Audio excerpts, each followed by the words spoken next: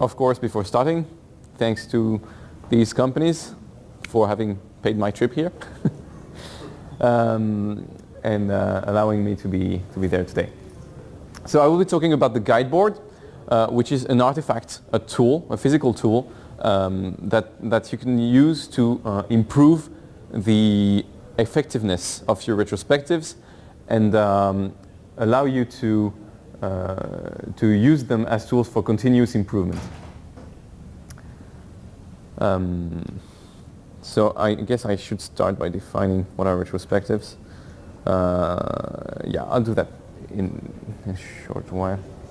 Let's do that now. So retrospectives are moments where the whole of your team comes together to reflect on what happened, how you worked, and define ways to do better the next time. And you should have that regularly, right? So, my name is Matti Schneider. Now I work from within the state. I modernized the French government. I had a talk on that earlier. And the work I'm about to present was done in my previous startup before I joined the French government. It was part of an experiment that lasted for 1 year and a half, about 18 months. And so I had this field for experimenting, which was the startup. And I studied it as part of social and cognitive anthropology study I was making after my engineering degree. So we were developing a web application for surgery clinics. So that's a very heavily constrained environment, right? You have regulations, you have difficulties to access that market. We also were dependent on a single investor. So we really had a lot of constraints. And we were in a team of 3 to 5 people. So it was very heavy to handle. And technically speaking, we had the kind of stuff that Dimitri talked about just before.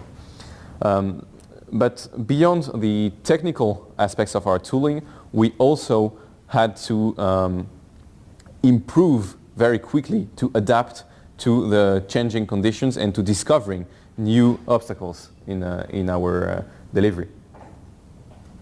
So we relied heavily on artifacts to handle these constraints. And there was one artifact in particular. So artifacts are just physical tools that you use, right? Your Scrum board is an artifact.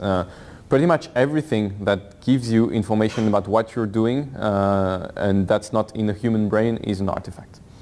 So one of these artifacts in particular helped us survive and strive in this environment by allowing very fast learning and adaptation. And I'm really going to have to switch these lights off because I don't think you're seeing anything. Could you please switch the lights off? No. Yeah. Great. Thank you. This projector isn't bright enough otherwise.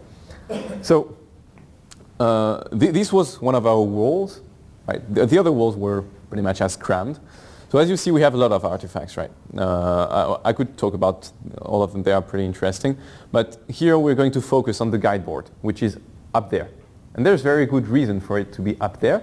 And I won't have time to explain it in details now. Let's just say that if you want to make a guide board, I would advise that you put it somewhere up ahead. And if we have some time for questions, then it would be a great question to ask. So after each time your team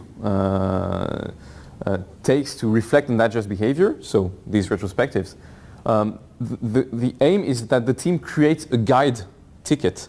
So these are the guides for each rule that it decides to adopt to reinforce its strengths and counterbalance its weaknesses. And the guide board, thus, is a retrospective outcome artifact. If you've read Coburn, that's the way he puts it. So the idea is that here you have the index of the sprint in which you did the retrospective. And each of the green tickets here, these are guides. So we've discussed during the retrospective guides. Yeah, guides. The guide board, so these are guides. The idea is that once you've discussed during the retrospective, basically either you've said stuff that's very, let's say, emotional, or it's only about people discussing. And it's very important. It's very good. Right? It's important that they discuss about what just happened. But sometimes you don't have anything to say, right? It just happened. Yeah, I wasn't satisfied. Now let's do something else. Then there are some kinds of actions that are very punctual. So it says, for example, for the next iteration, I suggest that we stop working on that bit and work on that other bit. And this will influence the next planning phase, right? And then there are some other outputs which are more cultural, which are things that should influence the way your team behaves over time for all the foreseeable future, actually. You say, well, it's now been the third time we aren't able to, for example, here on sprint 2, we decided we shouldn't have tasks that are valued more than 10 story points in our backlog. Why? Because we failed utterly at trying to deliver tasks that were that big. So we decided that now we should never have tasks that big in our backlog. And at the moment we're creating the rule, it should be forever. So that's a guide. And of course the first guides are pretty trivial, right? Saying that you shouldn't have huge tasks, that's pretty simple. Or saying at what time the stand-up should happen, or at which time we should be eating at noon. Well, this is trivial, but at the very beginning of your team creation, that's the thing you're actually struggling with, right? It's about avoiding spending half an hour like, who's going to start this stand-up? Am I going to stand up? And you waste 20 minutes. So at the end of the first retrospective, we just realized that it was stupid to wait for each other, so we decided we would have that time. Culture is mostly emergent, and external constraints and internal constraints can change that culture. Which means that guides are not forever. Sometimes you define a rule that should be for all the foreseeable future, and after 3 months, you realize it doesn't make sense anymore. Perhaps you find some better way, perhaps the constraint that made that rule emerge isn't there anymore.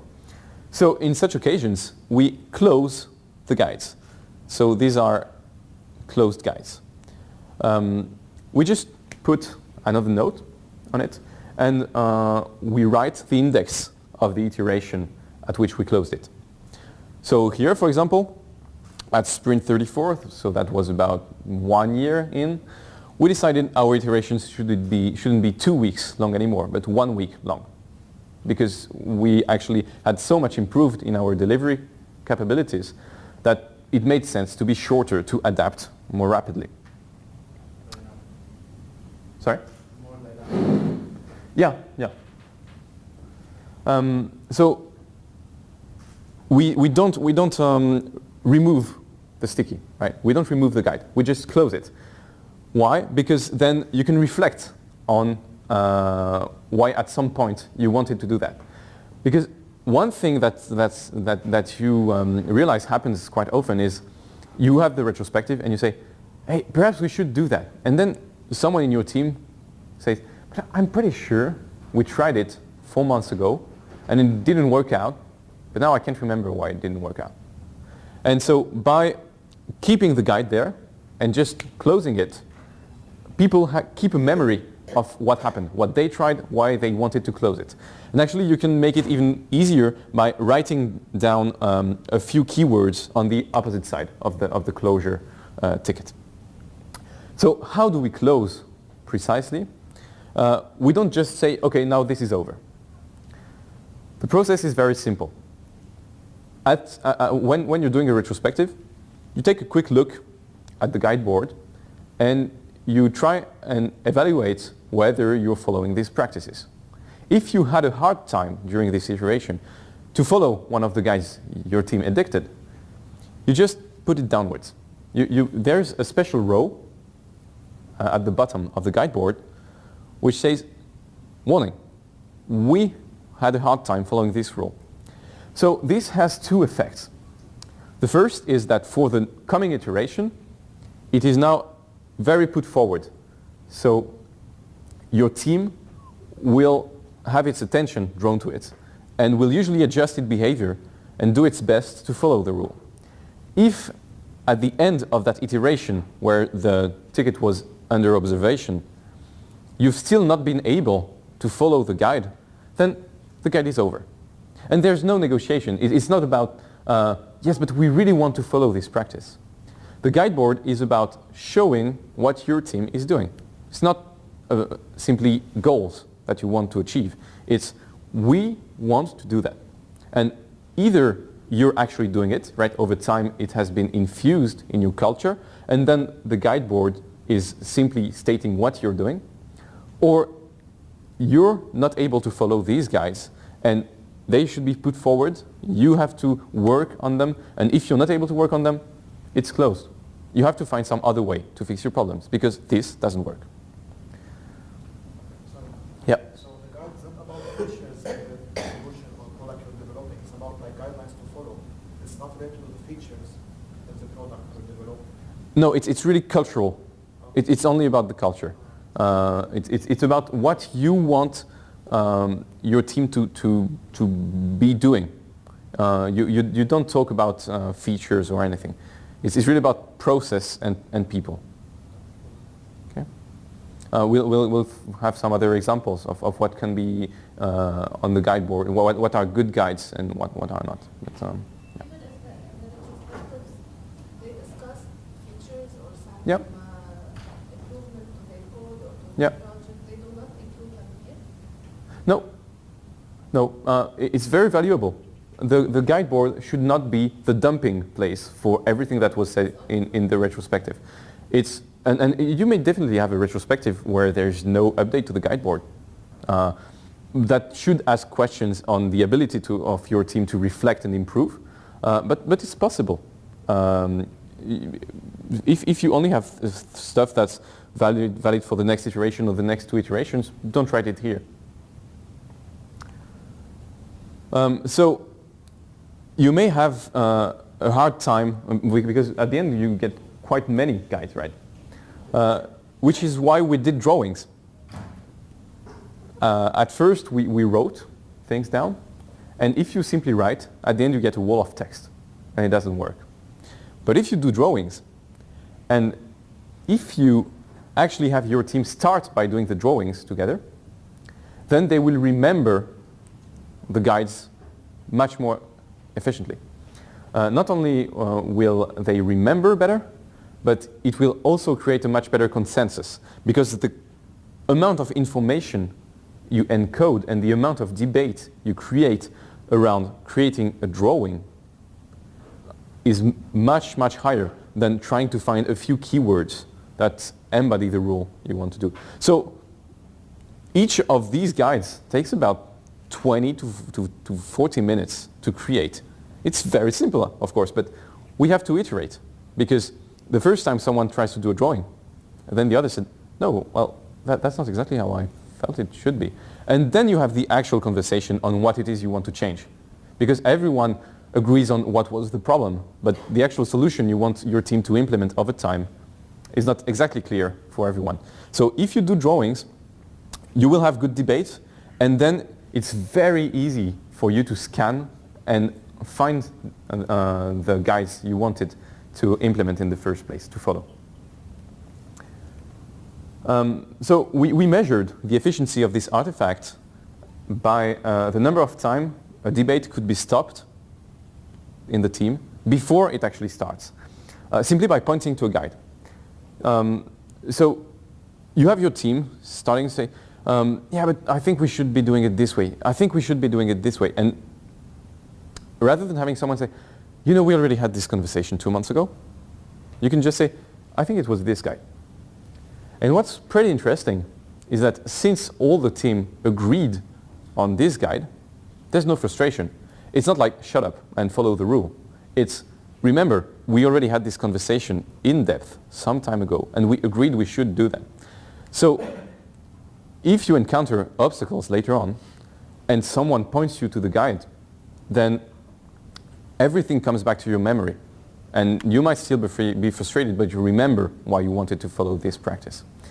So this really fluidified our process.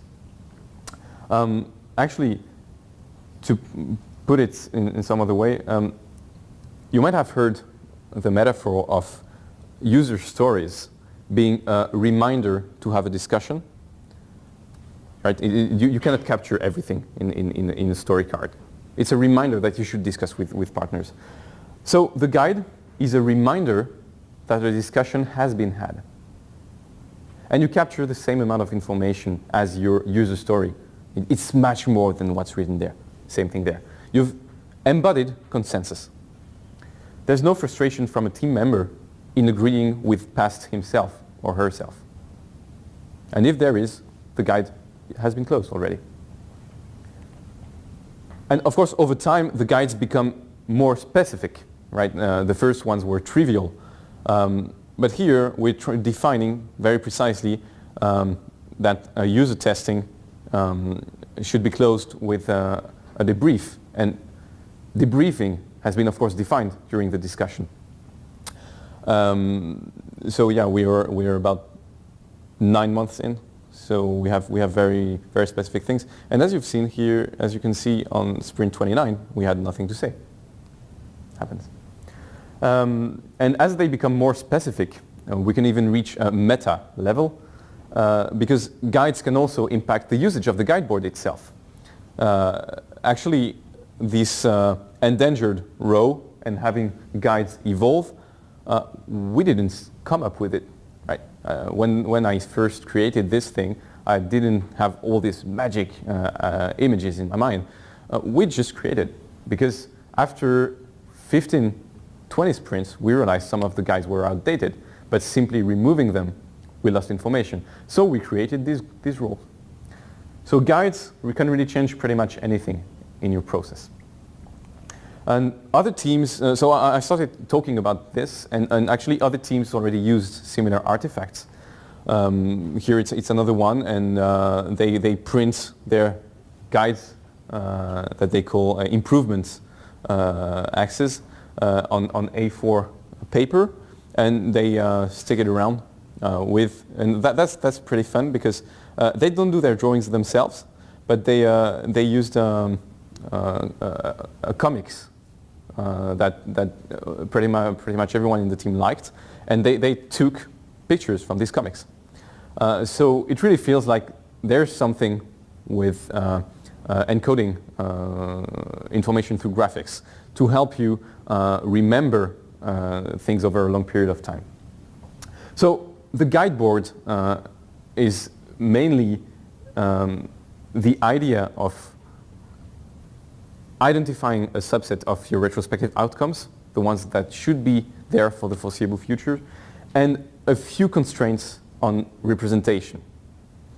And that's pretty much all there is to it. But you have to have good retrospectives, of course. If you don't, then what you're capturing is not useful to your team. And lastly, there's one extremely important condition, is that the team has to own the artifact. This is not a driving wheel for some manager to add rules. I mean, you can do it, but if you do it, it simply won't work.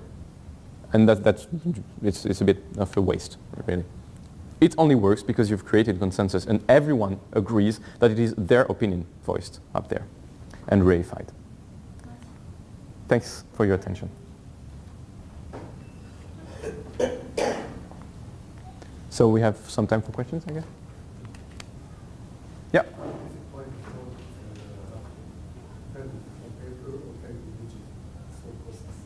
Excuse me, I didn't hear.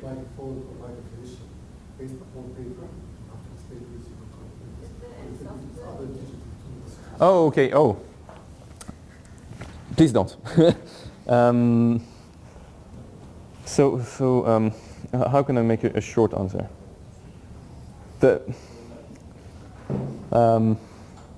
So I've actually written a thesis on that, on why you should use paper. And the short version is there will be a mismatch between the ability to update, between the friction you will have to update your artifact and the friction it embodies in your process. And that's the very same reason why I said you should put it up there. Because how long does it take for you to change, to change your process, really, to change your team's mind. How long does it take? It takes 2-3 iterations, right? If you're lucky, if everyone agrees. It's at least 1 month. So you want it to be pretty long and annoying to add rules or to update rules. You don't want someone to just be able to open some web page on his laptop and say, no, I think this should be closed, or we should really rephrase this. You want that person to have to remove his shoes, to have to remove things away from the desk, and to have to climb up there and just take that sticky note and put it down there. You want everyone to be able to understand what's going on. You need this to take at least half an hour just for updating, right? Because otherwise you feel like you have control over your process, which you don't have. And that's for the very same reason why I think, I call this friction isomorphism. I think that's the same reason why you shouldn't use Scrum boards, digital Scrum boards, or rather Kanban boards, because they make it too easy to add columns in your process. And adding columns in your Kanban board means adding steps in your process. And adding steps in your process is a very complicated thing. So if most of the digital tools will make it easier for you to add columns, then they will make it to just pass one card from doing to done, which is plain stupid, because your process is all about optimizing passing things from doing to done. And the reality is that it will be very hard to change your process. So you want this to be, yes, isomorphic. It should be as hard to do something in real life than it should be, proportionally speaking, to your model. Yeah. If you go back to the slide where you decided to go on 2 weeks. Oh, I'm sorry. Yeah, which one? It's The larger version, right? It's written, so I guess it's on the 2nd week. Yeah. On the 2nd sprint. Yeah. You decided, so you stopped 2 weeks iterations on week No. on sprint 34. Yeah. That's the reading. Okay. Yeah. It's not that you decided to stop 2 weeks iteration. No. On sprint. Blue tickets are closure tickets. Yeah. Yeah. So on sprint 2 we decided our iterations should be 2 weeks because we hadn't decided earlier on. Then we closed them. Yeah. This goes for one team. Yeah. Is it beneficial to take the guides that are sticking through the whole sprints and make that to more teams? No, I don't think so. Then again, I mean, I can't tell you I've tried it, but I tell you I wouldn't try it. Share that this guide has been. Yeah. But remember, once again, I mean, this sticky note here, it's like it's not even the tip of the iceberg. It's just a reification of a shared experience of facing obstacles, and then a discussion on how are we going to go over this obstacle. And it's all about our strengths and weaknesses as a team. And perhaps this other team, faced with the very same obstacles, will have a very different reaction. And you don't want them to do the same thing. I mean, why was it good for us to have 2 weeks iterations and then 8 months later to want to have 1 week's iterations? There's nothing intrinsic to that. So you can just move them. So I think what's interesting is that since they are visible, you can maybe have other teams come in and have a discussion, because maybe it can give them ideas. But no, you can't just, because this is deeply human. This is just a small visualization of what humans are doing. And a set of humans, another set of humans, try to put the same rules, doesn't work. Yeah. These are the actions of your retrospective. These are you do the retrospective then each sprint. Yeah. You take your action in light here, or is it different? No, I mean, so it's all a matter. I'm dividing actions between different subsets, right? There are some actions that are very punctual. Yes. Then you don't put them as guides. Yes, you just take the general guides. Like. Well, I think the question is simply, do I see myself doing this for until the end of this project, right? So of course you shouldn't be doing projects, you should be doing products if you're doing agile. I mean, do I see myself doing this in 2 years? And if the answer is yes, because right now you believe that's the best way to do, then it's a guide. If you say, maybe we should try that and we'll see in the next iteration, it's not a guide, it's an experiment. And perhaps at the end of the next iteration or the one after, it will be a guide. But at the moment, it's an experiment. You cannot say, I'm going to follow this, which is why we write down the iteration number on the closure ticket. Because you don't want to have guides that are closed the iteration after they were rejected or the iteration after. If you're doing that, it means you don't have a clue what you're doing. You're saying, we should do this. And then 2 weeks later, no, we shouldn't do it. So it doesn't work.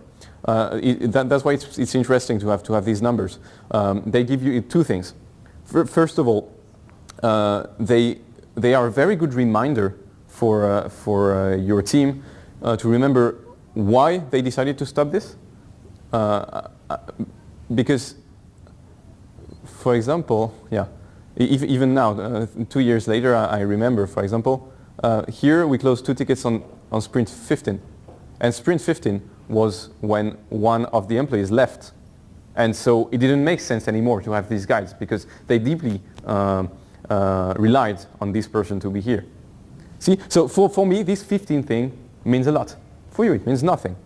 But just saying 15 reminds me why we decided to stop that. And if two months later we decide, hey, perhaps we should do something a bit like that, and I can remember why we stopped doing it.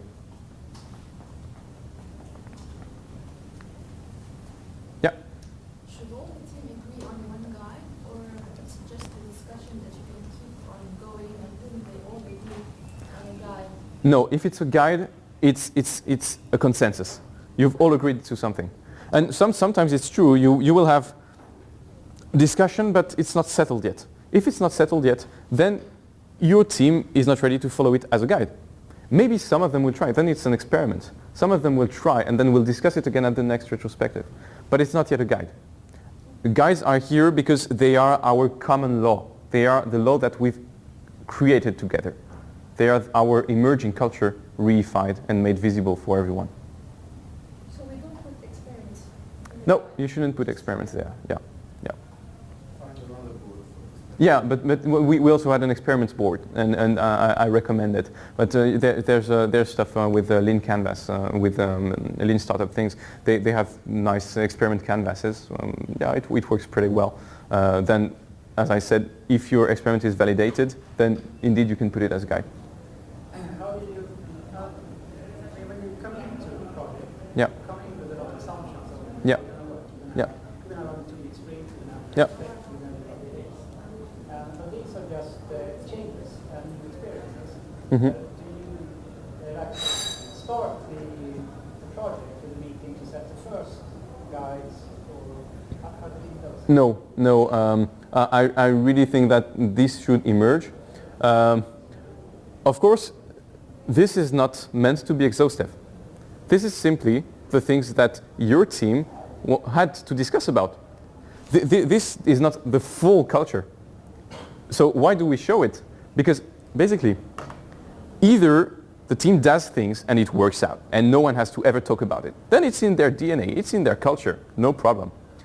Or they encounter issues and they agree on a way that they should do things.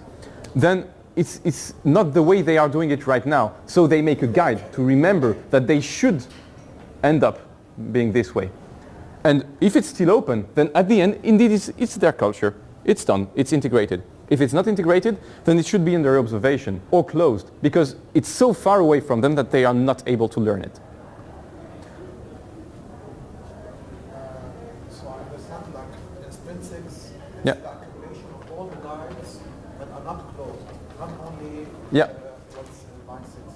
Yeah, absolutely. I mean, it's not rules that you should follow on sprint 1. It's rules that were created on sprint 1, rules that were created on, and of course they keep on applying. And I mean, here you see that it's our leftmost part of the board, and many tickets are closed because 1 year later, many of them didn't make sense anymore. Yeah. And if you wonder, this thing here, was a hard part, a hard time. And actually, you can see that on sprint 15, this guy, I think, sums it all up. We really messed up here. Maybe you stop Scrum. No, it really meant, come on guys, we wanted to do Scrum, but clearly we've not been able to follow it. So yeah, and we actually stopped it on sprint 34. Same time we decided to stop 2 weeks iterations because we were in continuous deployment. Actually, we had been in continuous deploying for some time, but then we realized it really didn't make sense anymore to have these planning sessions. We were much more efficient with a flow-based infrastructure. Yeah, we actually switched to Kanban. Yeah, absolutely. I mean, we were doing Scrumban almost from the start, but then at some point we realized that, yeah, okay, retrospective is very important for us. We keep these iteration things, but delivery, planning, demo doesn't make sense over 2 weeks iterations. We are more able to work with business and with our partners on a flow-based basis. Yeah. Okay. So thanks for your attention. And if you're interested, yeah, there's a full paper on that, actually, there. And if you can read French, there's this whole thing about friction isomorphism and stuff. So.